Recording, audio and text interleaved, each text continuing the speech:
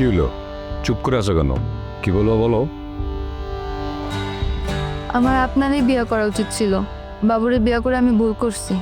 শোনো পরি, বিয়ের পর পর অ্যাডজাস্টমেন্ট হইতে একটু সময় লাগে।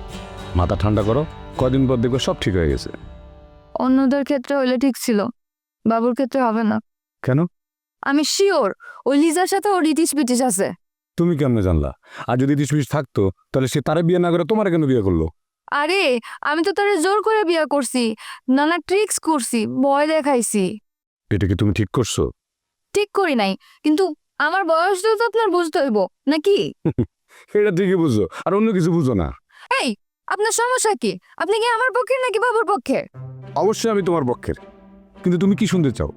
যেটা শুনলে তুমি খুশি হবা সেটা শুনতে চাও, নাকি সত্যিকারে যেটা তোমার ভালো হবে সেটা শুনতে চাও? অবশ্যই যেটা আমার জন্য ভালো সেটা শুনতে চাই, কিন্তু খুশিও হইতে চাই।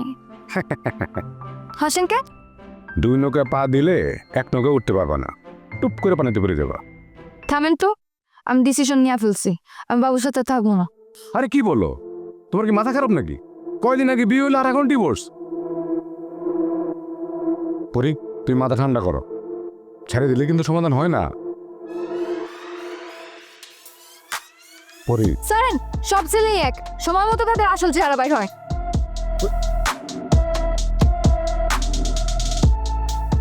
এই পাগলি নিয়ে তো মহা মুশকিলে পড়ে গেলাম। এই বিয়া বাবুয়ের জন্য মনটা খারাপ লাগতেছে।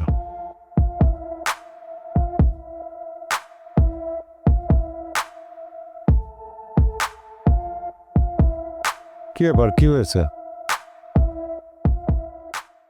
আরে কি হয়েছে বলবে তো? কি আবার হবে? আমার স্বামী আমার বোঝে না, ভালোবাসে না, কাঁদবো না তো কি হাসবো? আমি কখন বললাম তোমাকে ভালোবাসি না? তাহলে আমার বোঝো না কেন? তোমার সাথে আসাদ ভাই আমার ভালো বোঝে।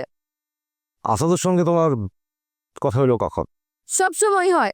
আমার মনের কষ্টগুলো বলার জন্য তো একটা মানুষ লাগে। আসাদ ভাইয়ের কাছে গেলে তুমি একটু হলেও শিখতে পারো।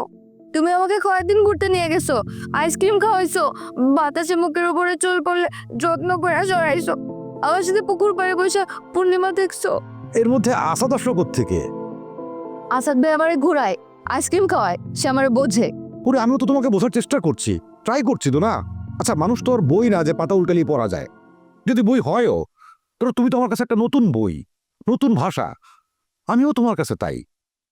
আমাদের মধ্যে একটু আন্ডারস্ট্যান্ডিং এ অসুবিধা তো হবেই। এখন আমরা যদি ধৈর্য না ধরি তাহলে কেমন করে হবে বলো?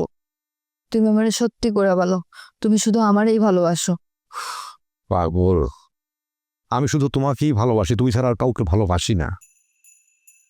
সত্যি? আর কিভাবে বললে তুমি বিশ্বাস করবা?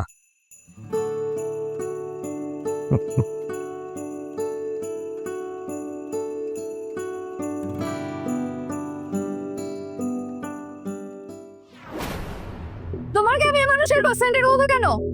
মানে কোথায়? কই? তোমার কি আমি মানুষের সেন্টার কত কেন? তুই কি পাগলের মতো কথা বলছো? আমি পাগল? আমি একটা মেয়ে মানুষ। শোনো, আমি মেয়ে মানুষের গায়ে কত বুঝি। পরি পরি, তোমার কোথাও ভুল হচ্ছে। তোমার মতো একটা ক্যারেক্টারলেস মানুষকে আমি বিয়ে করছি, আসার ভাইয়ের মতো মানুষকে আমি রিজেক্ট করছি। কেন করছো? আমি কি বুঝছি তুমি একটা বদমাইশ লজ্জা? এনাফ পরে না। পরি শোনো, প্লিজ। কি করো তুমি? তোমার জীবন নষ্ট করবি কেন? পরি থামো। আরে জীবন নষ্ট? আমি এখন চলে যাবো। আরে কি আশ্চর্য, কোথায় যাবে তুমি এখন এত রাতের বেলা? আচ্ছা ঠিক আছে, তুমি যাবে তো যাও যাও যাও, সকাল হোক আমি নিজে তোমাকে তোমার মায়ের বাসায় দিয়ে আসবো, যাও। লাগবে না। হ্যাঁ, তুমি বললে তো হবে না। এই রাতের বেলা আমি তোমাকে কোথাও যেতে দেবো না। সকাল হলে যেখানে খুশি সেখানে যেও। যাবোই তো, তোমার সাথে আমি আর একটা দিনও থাকবো না। হ্যাঁ থেকো না, এই যন্ত্রণায় আমিও থাকতে চাই না।